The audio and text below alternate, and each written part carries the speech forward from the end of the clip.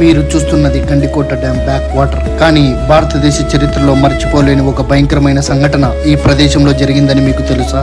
అదే మన ఇండియాలోనే మొట్టమొదటి ట్రైన్ యాక్సిడెంట్.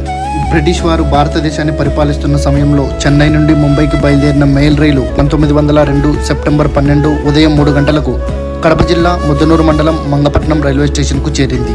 ఆ సమయంలో జోరుగా వర్షం పడడంతో ఆ వరద నీటిలో మంగపట్నం సమీపంలో రైల్వే వంతెన కొట్టుకుని పోయి ఘోర రైలు ప్రమాదం జరిగింది. 100కు పైగా మరణించిన వారందరినీ ఈ ప్రమాద ప్రాంతంలో ఖననం చేసి స్మారక స్తూపాన్ని ఏర్పాటు చేశారు. ఈ ప్రమాదంలో Mother Teresa Saint Rose of Lima గారు ప్రాణాలు కోల్పోయారు. ఆమె బెంగళూరులోని Carmelite Sisters of Saint Teresa సంస్థ అధిపతి. ఆమె జ్ఞాపకార్థం 2003లో మంగపట్నంలో Teresa de Lima English medium school ఏర్పాటు చేసి ఎంతో మంది పేద విద్యార్థులకు చదువుకునే అవకాశాన్ని కల్పిస్తున్నారు.